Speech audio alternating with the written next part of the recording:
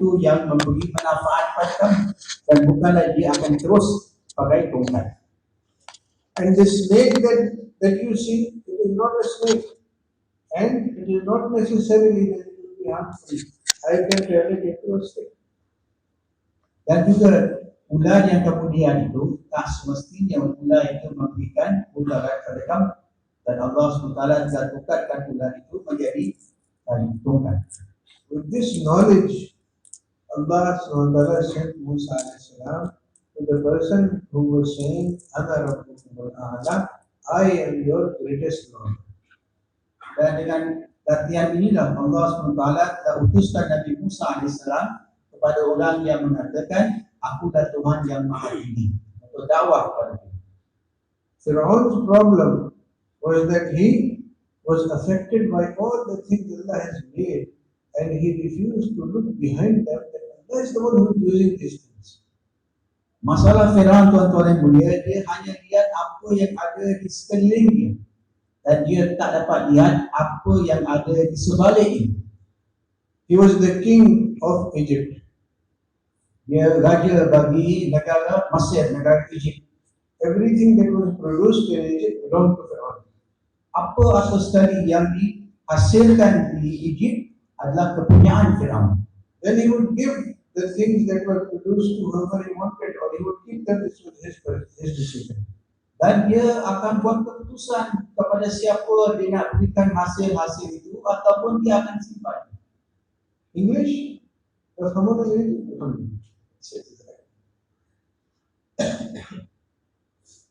So he said, when Musa a.s. gave him down, he said, am I not the king of all of Egypt?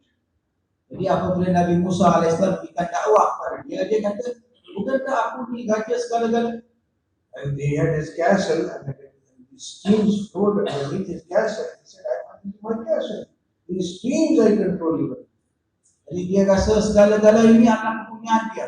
Segala-gala laku dengan keizinan dia. This man Musa a.s., look at his clothes. He doesn't have enough to eat. Who is he? Dan ini Musa AS, siapa orang dia ini? So he was deceived by the things that he was seeing. He didn't realize that behind what he is seeing, the power is the one belongs to the one who he does not see. Jadi dia hanya lihat apa yang ada di depannya, dan dia nampak daripada inilah datang segala-galanya, tapi dia tak dapat lihat apa yang ada di sebaliknya, kuasa Allah Subhanahu wa Ta'ala. Deen, Anbiya al-Islam bring down deen from Allah Subhanahu wa Ta'ala, and the foundation is that we need to turn away from these things we see and turn towards the one who is really using these things. Jadi agama yang dibawa oleh Nabi-Nabi, tuan-tuan yang mulia, mengajarkan kepada kita supaya kita jangan lihat pada benda-benda yang zahir ini, tapi kita lihat pada apa yang tersembunyi. When Nabi Sallallahu Alaihi Wasallam started his work among the Muslims of Makkah, the idolaters, they had 360 idols in the house of Allah. Apabila Nabi Muhammad Sallallahu Alaihi Wasallam mulakan usaha di kalangan orang Quraisy, maka di Kaabah, tuan-tuan yang mulia, ada 360 berhala. If you are ill, worship this idol. If you need rain, worship this idol. If you have a battle to win, worship this idol. We need one idol. Jadi kalau kita perlukan sesuatu, maka sembah kepada berhala ini. Kalau nak hujan, sembah kepada berhala ini. Kalau nak sesuatu lain, sembah kepada berhala ini. Untuk setiap keperluan mereka ada berhala untuknya. Allah Subhanahu wa Ta'ala has explained the da'wah of Nabi Sallallahu Alaihi Wasallam at the tongues of the mushrikeen. In the words of the mushrikeen, Allah has explained what Nabi Sallallahu Alaihi Wasallam's da'wah was. Jadi Allah Subhanahu wa Ta'ala telah berikan kepada Nabi Sallallahu Alaihi Wasallam kuasa, iaitu kerja untuk berusaha atas orang-orang Quraisy. That when Nabi Sallallahu Alaihi Wasallam gave da'wah to these idolaters, when they heard what Nabi Sallallahu Alaihi Wasallam was saying, they were amazed. And they said that one Allah, one God, we have 360 gods, they are not able to fulfill all our needs. You say one God can do all of these things? Jadi bila Nabi Muhammad Sallallahu Alaihi Wasallam mula berdakwah kepada orang kafir, mereka ini rasa heran. Kamu kata satu Tuhan yang boleh sempurnakan segala-galanya. Bahkan kami ini ada 360 berhala. But this was Nabi Sallallahu Alaihi Wasallam dawah. This is the dawah of every Nabi that comes to this world. This is the deen of Allah Subhanahu wa Taala. That all these things we see around us, behind them is Allah's hand. If Allah is with us, these things will help us. If Allah is not with us, we can gather together all the things of this dunya and they will be of no use. Jadi usaha kenabian tuan-tuan ini, usaha Nabi Sallallahu Alaihi Wasallam ialah untuk menerangkan pada manusia supaya jangan kita lihat apa yang di depan mata kita, tapi apa yang ada di sebaliknya kuasa Allah Subhanahu Wa Taala. Qarun thought my problem will be solved with my money. Allah Subhanahu wa Taala gave him mountains of money. Qarun dia yakin tuan-tuan yang mulia, iaitu dengan hartanya ini segala-galanya dapat disempurnakan. Allah bagikan dia begitu banyak harta And he was destroyed. dan dia telah dimusnahkan oleh Allah. Firaun thought my problem will be solved if I have a strong government. His government was as strong as one can imagine. Firaun pun dia rasa begitu, dengan kuasa yang saya ada ini segala-galanya dapat ditunaikan, dia pun dimusnahkan oleh Allah. Today, no government can kill thousands of children in front of their parents and nothing will happen. No, that cannot happen. But Firaun's power was such that he could do this. Jadi hari ini tuan-tuan yang mulia, manusia tidak ada kuasa bagaimana yang ada kepada Firaun. Segala-galanya dia boleh buat. So my respected brothers, Firaun's power was no good, it was destroyed. Maka kuasa Firaun tak berguna tuan-tuan yang mulia, maka dia pun telah dimusnahkan. Allah subhanahu wa ta'ala tells us incident after incident about people, about nations who were deceived in this way. They thought that the things that Allah has made, if I get those things, if I organize them, if I rearrange them, my problem will be solved. They did not worry about taking Allah subhanahu wa ta'ala with them, to have Allah help them. So Allah subhanahu wa ta'ala gave them these things and destroyed them. Jadi tuan-tuan yang mulia, begitu sekali banyak kaum yang datang tuan-tuan yang mulia, maka mereka telah ada yakin yang salah ini. Mereka rasa segala-gala yang ada di depan mereka, inilah perkara yang akan bantu mereka tuan-tuan yang mulia. Maka Allah SWT berikan ini kepada mereka dan Allah telah musnahkan. Well, the first thing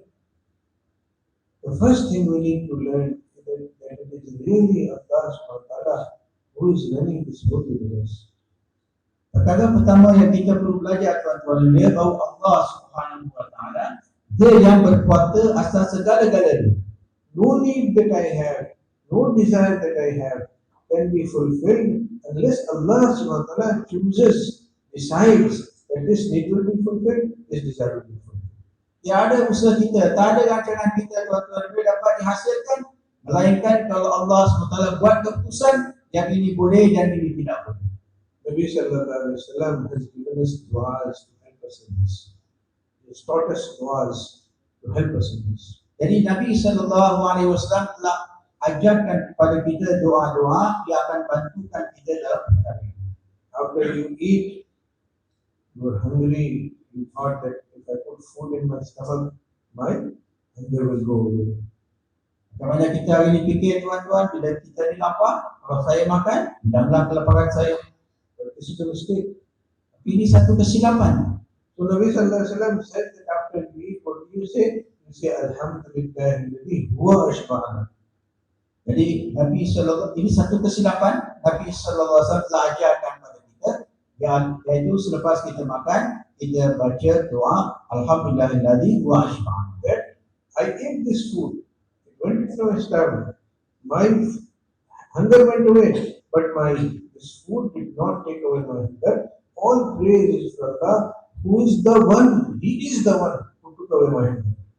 Jadi kita makan tuan-tuan yang mulia, maka kita rasa iaitu kelaparan kita telah hilang, tapi bukanlah yang makanan-makanan ini yang menghilangkan kelaparan, tapi yang menghilangkan kelaparan itu adalah Allah Subhanahu Wa Taala. I needed clothes, so I bought some cloth. I took money, bought some cloth. The cloth I gave to the tailor. The tailor, I gave him more money. He cut the cloth, made beautiful clothes for me. Now I'm wearing them. What does Nabi Sallallahu Alaihi Wasallam say? That as you wear these clothes, Don't praise your money.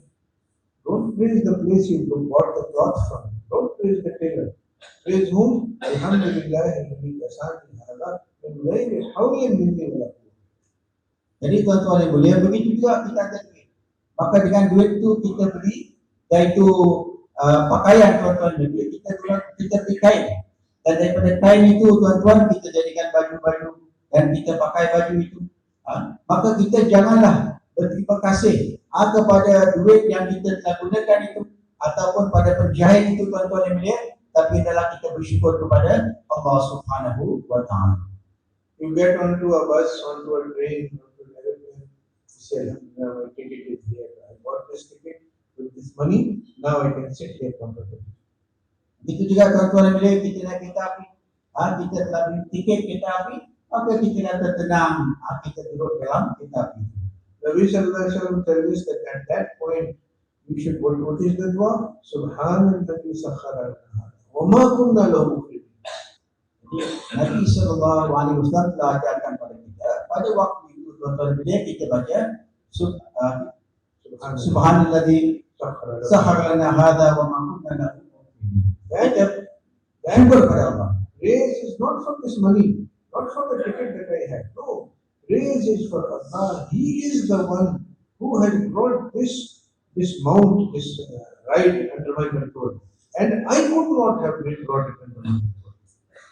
Jadi kepujian kita bukanlah kepada duit kita ataupun pada kereta api ataupun kapal terbang itu tuan-tuan yang mulia, tapi kepujian yang kita ucapkan yaitu kepada Allah Subhanahu wa taala. Tanpa Allah Subhanahu wa taala ini tak akan ada pada saya. So, and this is a very practical thing. This learning that it is Allah who is there to do everything is a practical thing. It's not theory.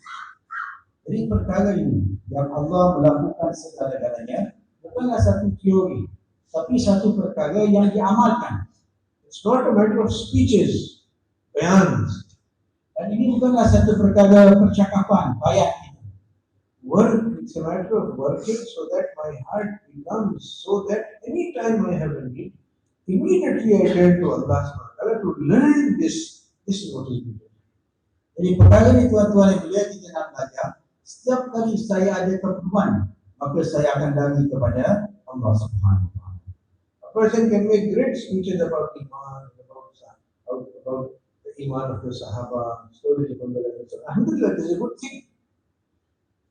Satu orang dia boleh ganti bayar tuan-tuan yang mulia satu ceramah mengenai Allah Subhanahu wa taala dan Rasulullah sallallahu alaihi wasallam, tapi yang penting tuan-tuan dia dapat mengamalkan. But this is not enough. Ini tidak mencukupi. When he has a problem, does he turn to Allah subhanahu wa ta'ala or does he start looking, go ahead, I have money? This is the issue. Jadi apabila dia ada masalah tuan-tuan yang mulia, maka dia balik kepada Allah Subhanahu wa taala. Anytime Nabi sallallahu alaihi wasallam would face any difficulty, he would turn to salah. Apabila Nabi sallallahu alaihi wasallam menghadapi apa-apa masalah, maka Nabi sallallahu alaihi wasallam akan terus bersalat. This was what was inside his heart. This was not some bayan. Ini satu perkara yang patut masuk dalam hati kita, bukan satu bayan. So once when he was traveling, he and the Sahaba they lay down to sleep in the afternoon, and an enemy came, took out his sword. Nabi sallallahu alaihi wasallam was on the ground, and the enemy is standing with a sword in his hand, saying, "Who can save me from him now?"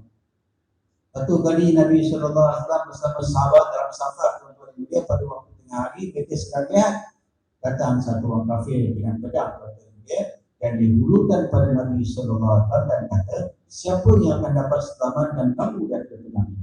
I think the man had the sword in his hand and he's standing. Nabi sallallahu alaihi wasallam lying down. He can't even run. This is what the enemy thought. Where will he go now? I can finish him off. Jadi orang itu dia berdiri dengan pedang. Nabi sallallahu alaihi wasallam telah balik. Nabi pun tak boleh bangun dan lagi tuan-tuan yang mulia, dan dia tanya siapa dapat selamatkan kamu. This is what is in the heart of the man who holds the sword. Dan dia rasa dia yang boleh lakukan perkara itu. Itulah apa yang ada dalam hati dia. And what is in the man, what is in the heart of the noble person who is lying down on the floor? That Allah is the one who will save me from you. Apa yang ada dalam hati Nabi sallallahu alaihi wasallam yang sedang baik tuan-tuan yang mulia, Allah, Allah, Allah yang akan selamatkan saya. If you have, before this sword was in your hand, before you were standing on top of my knee like this, it was Allah who was protecting you. Now that you have this sword, Allah's power has not decreased. He is still protecting you. Sebelum kamu ada pedang di tangan kamu, sebelum kamu berdiri di hadapan aku, Allah yang menjaga. Sekarang kamu ada pedang di hadapan aku, maka kuasa Allah tak berubah. Allah SWT Maha berkuasa. Your sword has not, na'udzubillah, made Allah weak. What is your sword? It's nothing. Pedang kamu tidak menjadikan Allah lemah. Itu pedang saja, tak ada apa-apa. This is a very practical thing that each person who says La ilaha illallah needs to learn. Jadi inilah perkara praktik yang Nabi sallallahu alaihi wasallam telah ajarkan kita supaya kita belajar perkara ini. Because this has to be the basis of the life that he will live. Karena ini hendaklah jadi asas bagi kehidupan kita yang kita lalui. Like when you build a house, first you dig deep into the earth and you put down foundation. Bila kita nak bangunkan satu bangunan tuan-tuan yang mulia, maka kita gali lubang dan kita buat asas dia. And that foundation is the most important thing in the house. Dan asas itulah yang paling penting pada rumah ini. If it is strong, if it is deep, later on you will build that house very high.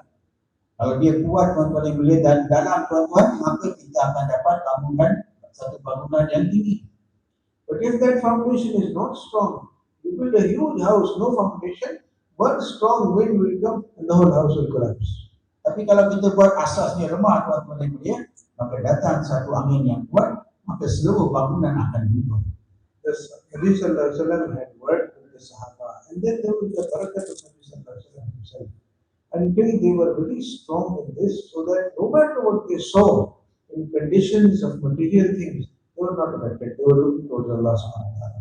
Nabi sallallahu alaihi wasallam telah didik sahabat-sahabat radhiyallahu anhum dalam perkara ini. Maka apa-apa yang berlaku sekalipun, mereka tak terkesan dengan apa yang ada di hadapan mereka, tapi mereka sentiasa lihat kepada Allah Subhanahu Wa Taala. They lived their lives on the basis of this idea. Mereka menjalankan kehidupan mereka dengan asas pada keyakinan ini. Once, in the time of Umar radhiyallahu anhu, after Nabi Sallallahu Alaihi Wasallam, the enemy, non-Muslims, were great in number, and the Muslims were very few. Satu ketika selepas wafatnya Nabi sallallahu alaihi wasallam pada waktu Sayyidina Umar, maka tentera orang kafir begitu besar dan orang Islam begitu sedikit. So somebody in the Muslim army said, look, the Muslims are so few and the non-Muslims are so great today. Ada orang dalam kalangan orang Islam kita berkata, tengok, orang kafir begitu ramai sekali, kita sikit saja. He said, you are wrong. Orang kata, kamu salah.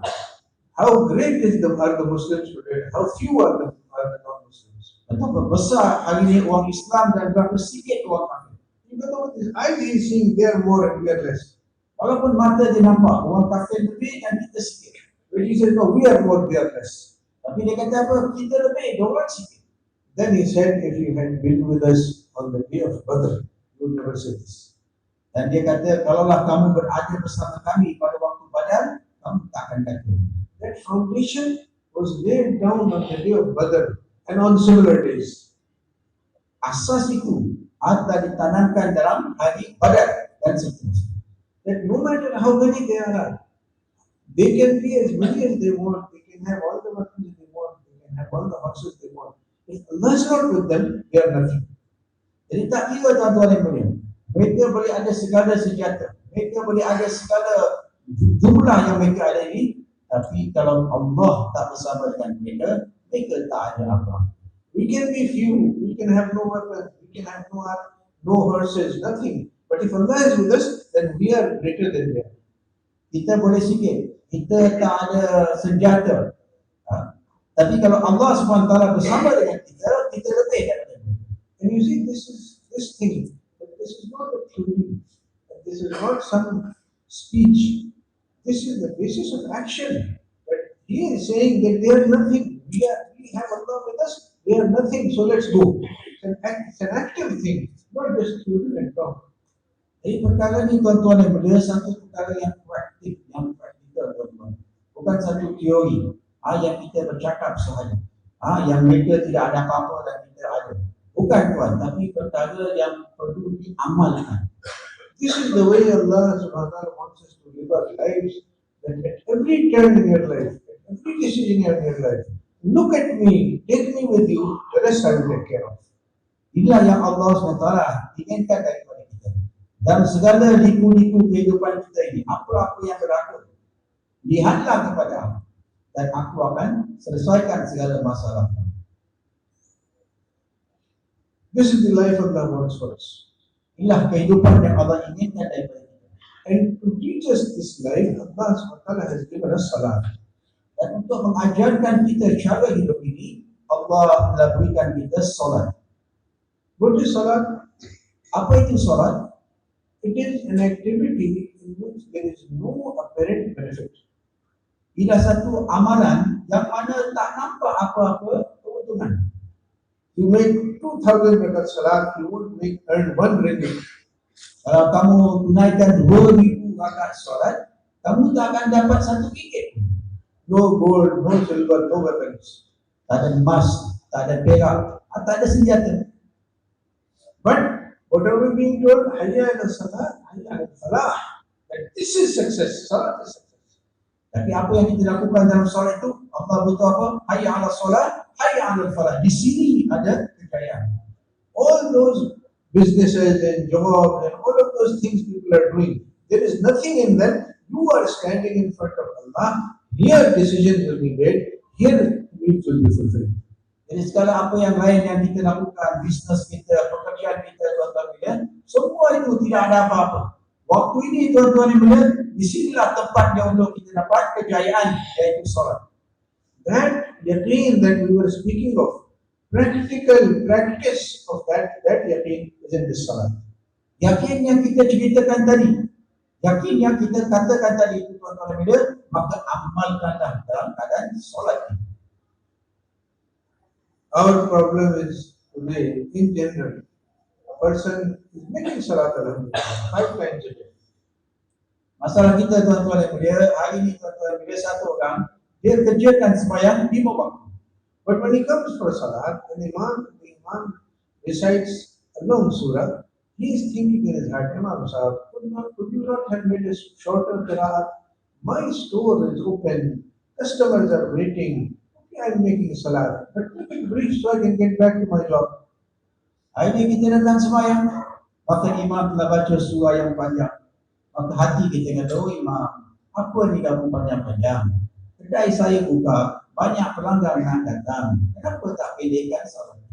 That my store, my job is where my need will be fulfilled. Alhamdulillah, I am Muslim, I make salat. This is not where my need will be fulfilled. My need will be fulfilled in the marketplace, in the job, in my store. That is what my need will be. Jadi dia kata tuan-tuan yang mulia, iaitu segala keperluan saya ini tuan-tuan yang mulia akan sempurna dengan saya punya pekerjaan, dengan saya punya perniagaan. Di situlah tempatnya yang mana segala keperluan saya akan ditunaikan, bukan di sini. So because he thinks that my needs are fulfilled in my store, he works hard at his store. Oleh kerana dia fikir begitu, yang segala keperluan saya ini akan ditunaikan daripada kedai saya, maka dia fikir macam ini. Every morning, 9 o'clock is the time for him to open the store. He is there at 8:30. Kalaulah kedai dia itu patut dibuka pada pukul 9 pagi, maka dia akan buka pada 8:30 pagi. It is raining, he is there at 8:30. He has a headache, he is there at 8:30. His relatives come to his home, he is there at 8:30. All these conditions don't matter because I have to go to my store. That is my needs are being fulfilled. Walaupun hujan tuan-tuan yang mulia, walaupun dia ada sakit kepala, walaupun ada keluarga yang datang ziarah tuan-tuan yang mulia, dia akan ada di sana pada pukul 8:30. Kenapa? Sinilah tempat saya dapat segala keperluan saya. If he had the same yaqeen about his salah, then Allah would grant him istiqamat in his salah. If sekiranya dia ada yakin bagaimana yakin dalam salat tuan-tuan yang mulia, maka dia akan kata Allah akan tunaikan segala keperluan saya dalam salat.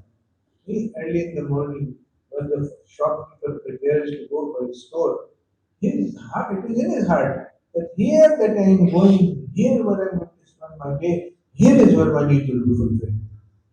Pada waktu pagi, waktu dia nak pergi ke kedai dia, maka dalam hati dia kata apa?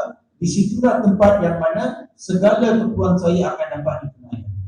To really benefit from Salat, we need a person that when he says Allah, I'm going to go into Salat, his heart is telling him that here is where my need will be fulfilled.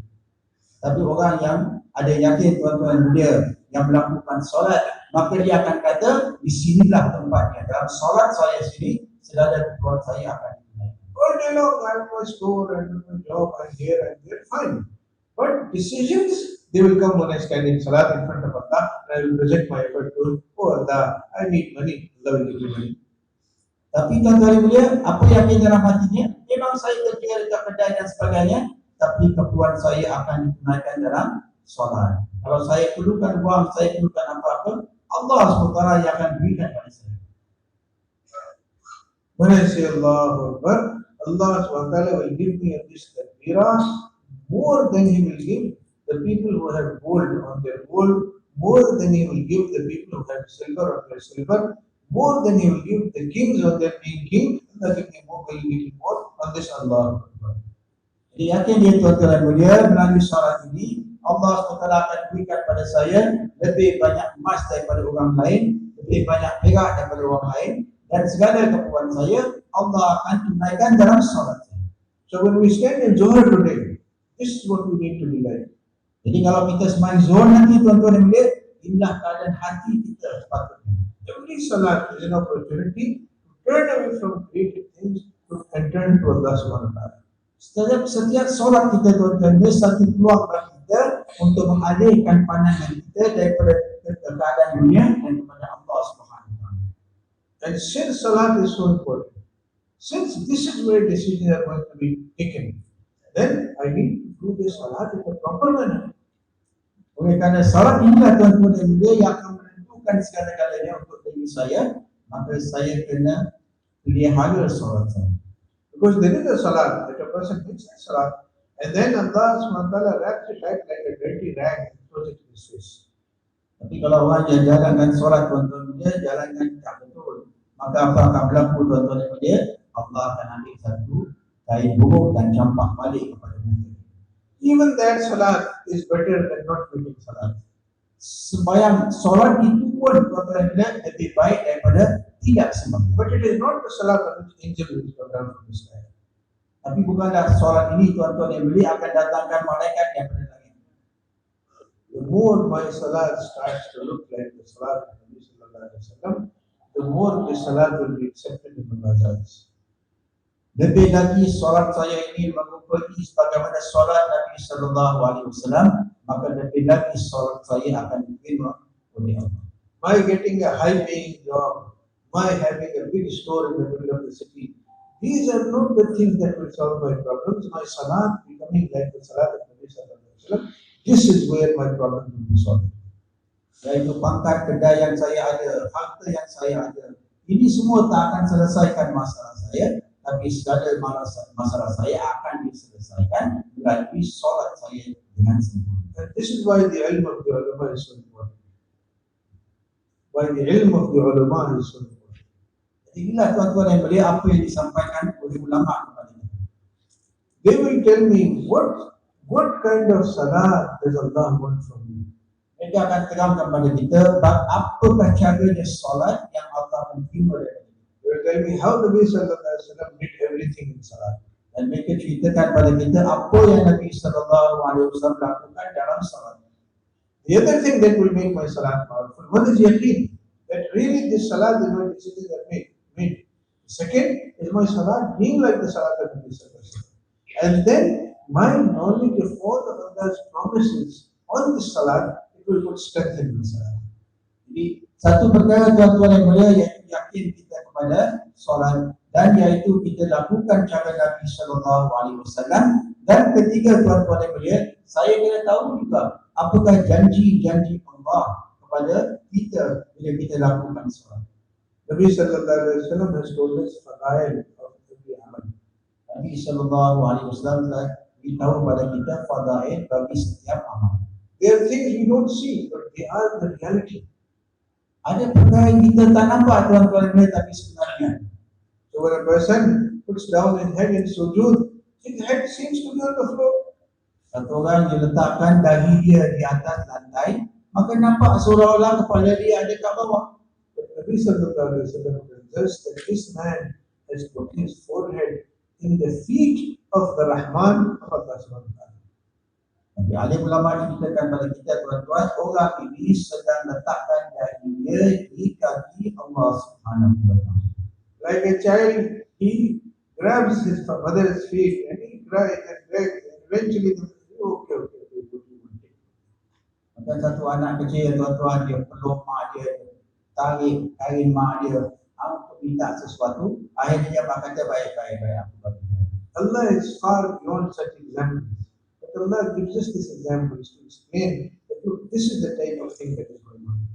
Maka Allah SWT berikan ini sebagai contoh-contoh, tapi sebenarnya lebih daripada itu. Apa yang Allah akan lakukan pada kita dengan amalan yang kita lakukan. When you put your head down in sujood, your head is at the feet of the Rahman. Apabila kamu letakkan dahi kamu di atas lantai, maka dahi kamu kepada kamu adalah di kaki Al-Rahman. If this thing was in our hearts, when we went in sujood, you tell me, would you want to lift up your head or would you say, just let me die right here? Jadi inilah patut yang ada pada hati kita. Bila kita lakukan sujud, perkara ini patut ada dalam hati kita.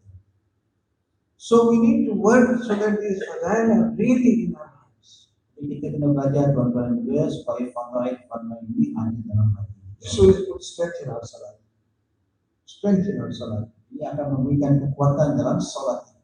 And then attention towards Allah Subhanahu wa Taala. Dan lepas itu tuan-tuan dan tumpuan kita kepada Allah. Simple thing to start with, that Allah is seeing me, Allah is hearing me, I'm in front of me. Perkara yang mudah tuan-tuan dan Allah sedang melihat saya. Allah sedang dengar saya. Saya sedang cakap kepada Allah. It is a simple thing, but it is a great thing. Nampak perkara yang sangat mudah, tapi satu perkara yang sangat tinggi di sisi Allah. Sometimes after salat, I see myself doing subhanallah. Kadang-kadang lepas solat tuan-tuan bila kita berzikir, subhanallah, subhanallah, subhanallah. But zikr means remembering. This means I forgot. Zikr means for remembering. But if I'm doing subhanallah, subhanallah like this, it means I've forgotten. I'm not remembering, I've forgotten. Kalau kita lakukan yang subhanallah, subhanallah, subhanallah, ini tuan-tuan ini, seolah-olah kita telah lupakan Allah SWT. I've forgotten that Allah is hearing me. Saya lupa yang Allah sedang dengar apa yang saya cakap. Allah is listening to me. Allah sedang dengar apa yang saya lakukan. If this was in my heart, I would say subhanallah, subhanallah. Allah is listening. I am saying this and Allah is listening to me. Maka sepatutnya tuan-tuan dia kita kata subhanallah, subhanallah. Allah sedang mendengar apa yang saya ucapkan. I would say it in the best possible way. Saya akan ucap dengan cara yang terbaik. If I had it in my heart that Allah is seeing me, I would sing with so much adab. Dan kalau saya benar-benar rasa dalam hati saya Allah sedang lihat pada saya, maka saya akan ucapkan dengan lebih harap, dengan lebih kesedaran kepada Allah. Early in the morning, we practice this. Early in the morning, we practice this in our azkar. Dan inilah kita lakukan tuan-tuan pada waktu pagi selepas solat. I say subhanallah, alhamdulillah, la ilaha illallah, Allahu akbar, wa la hawla wa la quwwata illa billah. Saya kata subhanallah, alhamdulillah, la ilaha illallah, Allahu akbar. This is on my tongue. And I try that when this is on my tongue, at the same time in my heart, I have it that Allah is hearing me and I'm sitting in front of him. Ini yang kita ucapkan tuan-tuan boleh ada di lidah kita. Tapi pada masa yang sama kita kena rasa dalam hati kita Allah Subhanahu wa Taala sedang melihat pada saya, Allah sedang dengar apa yang saya ucapkan. I tried this once, Saya ucapkan sekali, nothing happens. tak ada apa-apa berlaku. No attention. No attention. Tidak ada apa tu kesan. So I try again. Lagi sekali saya cuba. Doesn't work. I try a third time. Saya cuba lagi sekali ketiga. 100 chances I have to try to say this, to have this on my tongue and this in my heart. Jadi walaupun 100 kali kita ucapkan, maka hendaklah kita ucapkan dengan lidah dan juga dengan hati. Same with Salat Nabi Sallallahu Alaihi Wasallam. Itulah salat Nabi Sallallahu Alaihi Wasallam.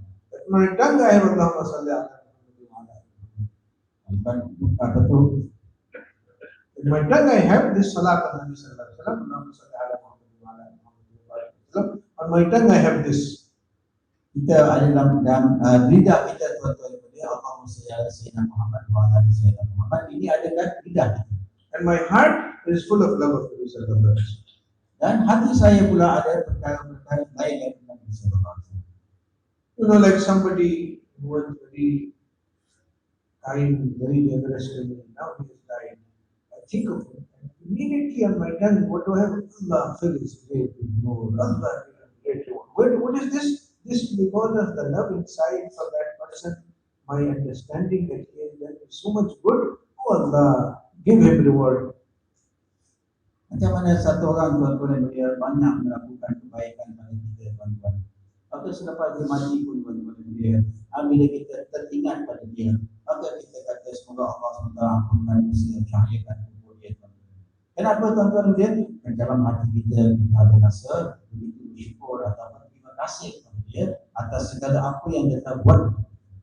So this attention towards Allah, this attention towards the reward that Allah will give us on our mind, then being particular about following Nabi Sallallahu Alaihi Wasallam carefully in Salat, and yaqeen that on Salat Allah SWT will solve these problems, my problems, these four qualities, when they come in my Salat and I work on them when they are there with strength, my Salat will be the Salat that on which Allah SWT would send down angels, water would part, rain would come, all of those things we hear about, and that those things happen on this kind of salat, salat which has this quality. Jadi dengan adanya tumpuan kita dalam solat kita dan kita ada yakin pada janji-janji Allah dan cara Nabi Sallallahu Alaihi Wasallam dengan yakin dalam solat kita tuan-tuan dia, maka dengan solat seperti ini tuan-tuan dia, Allah Subhanahu Wa Taala akan menaikkan segala janji kepada kita. Allah SWT akan turunkan hujan dan segala-gala apa yang kita Allah janjikan pada kita, Allah akan menaikkan. First, there is the realization that these things I am busy with 24 hours a day, they are not the solution to my problems. First, there is this realization. Jadi perkara ini patut ada dalam hati saya. Bahawa perkara yang saya lakukan sepanjang hari ini tidak akan selesaikan atau tunaikan segala hajat saya. I am making my efforts in the wrong place. Saya letakkan diri saya di tempat yang salah. Like a person in the desert who sees a mirage and he starts working to get to what he thinks is water. As soon as he realizes that that is not water, he will stop. Bagaimana satu orang di padang pasir tuan-tuan dia nampak jauh di sana ada air, kata membanyak. Maka dia akan lari ke situ. Tapi kalau dia sedar yang sana tak ada air, maka dia akan and he will use his head to think, okay, I have this amount of energy and strength. Where should I spend it so that I do not die in this desert? Dan dia akan gunakan apa tenaga yang ada pada diri dia ini. Dia akan fikir bagaimana saya nak gunakan tenaga saya ini supaya dia tidak akan mati kehausan di sini. In the same way, this Dawat of Islam is really a matter of life and death. Jika tuan-tuan yang mulia, usaha dakwah yang kita lakukan ini adalah perkara hidup dan mati. Our effort is all that we own. We don't own the money. We have our houses, our cars, all that we will leave behind. But my effort, where did I put it? This is what will be what is with me in this world, in my grave, on the day of judgment, and in Jannah forever and ever. What will be the effort I did? Jadi begitu juga tuan-tuan mulia, segala apa yang saya buat dalam dunia ini, aktiviti dan masa saya ini, kalau saya gunakan dia dengan sempurna, maka itulah yang akan membantu saya nanti apabila saya kembali kepada Allah SWT dan saya masuk ke dalam. First is the vision that I am not going to make my effort on these things that I see. I am going to make my effort on the unseen system of Allah Subhanahu Wa Taala. Perkara pertama yang kita nak sedar tuan-tuan mulia, bukanlah saya buat usaha atas segala apa yang saya lihat, tapi saya akan usaha atas perkara yang saya tidak boleh lihat. Sistem Allah SWT. Everybody is ready for this. Adakah kita semua sedia tuan-tuan? That I will put my effort into taking Allah with me. Dan saya akan masukkan dan bagi saya yakin kepada Allah SWT yang Allah bersama saya. And for this now we have to make salah. Dan dengan cara inilah saya akan lakukan salat. We get away from all of these things and work on the one who we do not see. Kita lupakan apa yang kita lihat, tuan-tuan dan puan, dan kita usahakan apa yang kita tidak lihat. But my respected brothers, the problem is today, even in masjids, even in workplaces, even old workplaces, what is their discussion? They're talking about all the things that Allah has created. They're not talking about Allah subhanahu wa ta'ala.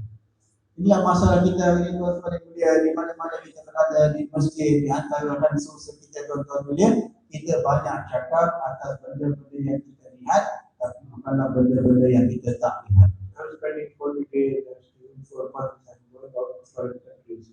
But is my heart turning towards Allah subhanahu wa ta'ala? This thing does not, generally people are not paying attention. Saya keluar beberapa hari, saya keluar beberapa bulan, saya buat usaha agama Allah SWT. Tapi adakah saya palingkan saya daripada dunia ini dan hanya saya fikir atas Allah SWT?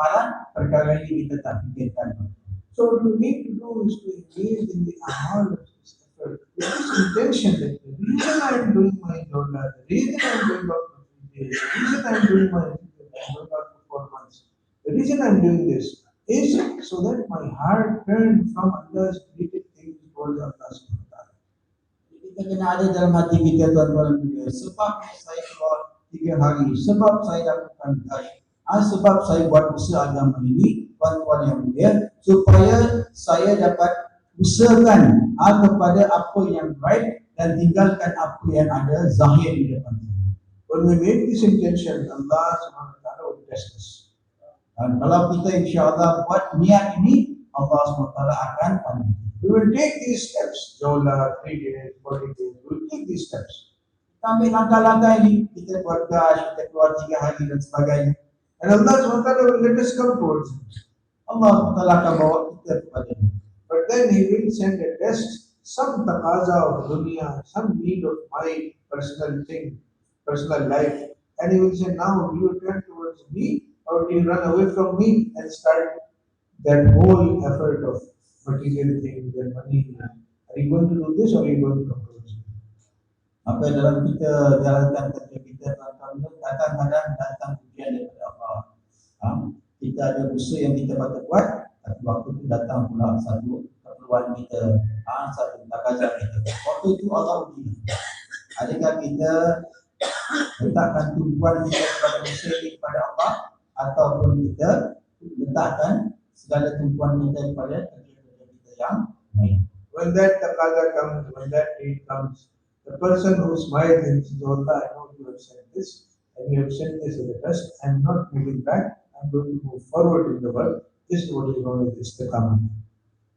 Bila datangnya keadaan-keadaan seperti ini, tuan-tuan yang mulia, maka waktu itu satu waktu dia kata, saya tak akan dihalang oleh perkara-perkara dunia ini, tapi saya akan teruskan dengan usaha agama. Maka inilah yang dikatakan istiqamah.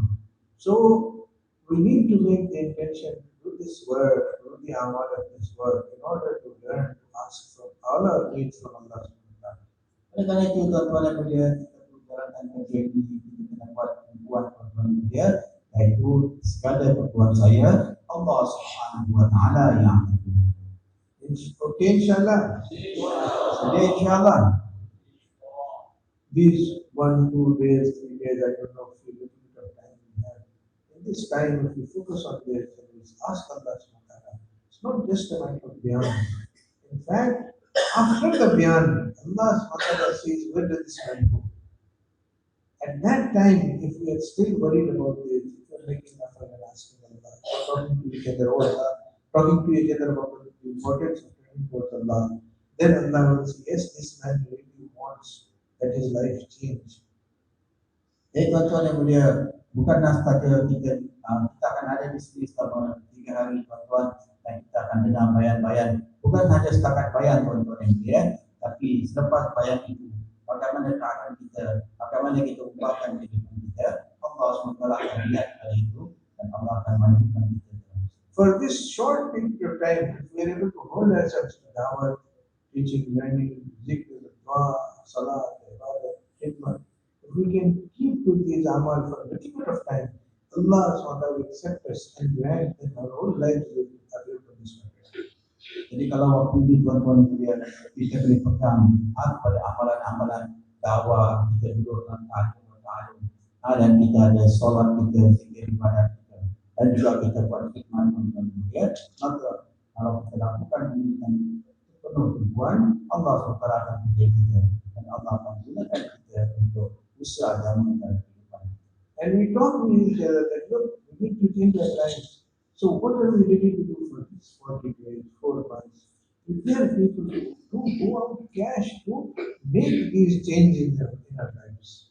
Untuk bawa perkara-perkara ini tuan-tuan dalam kehidupan kita, maka kita dalam usahakan ajak orang lain supaya dapat disediakan diri dia 3 hari, 40 hari, 4 bulan, dua ke jalan Allah Subhanahu Wa Taala, maka perkara-perkara ini perlu kita lakukan. We are here first, we will establish this environment. Masa kita di sini tuan-tuan dan saudara, kita akan hidupkan suasana. When other brothers come and they see people in dawah, somebody in salat, somebody in dua, and they will join us and this environment will continue. Dan apabila kita lakukan ini, bila orang lain datang, kita ada orang sedang semayang, ada orang sedang zikir, amalan dakwah atau kemudian, maka itu pun akan dibuat dan suasana ini akan dapat ditentukan. We are hosts, they are our guests. Kita jadi tuan rumah dan mereka jadi tetamu. Our needs, we put them forward in our needs. Food, you eat first. Toilets, you go first. Needs, we put them first. And amal, we be first with inshallah. Untuk keperluan tuan-tuan mulia kita dahulukan. Mereka makan dulu, mereka makan, mereka tak ada. Tapi untuk amalan tuan-tuan, saya yang pertama sekali akan lakukan amalan. Jika inshallah, Boleh insyaAllah tuan-tuan? Allah accept us all. Semoga Allah terima kita. على محمد صلى الله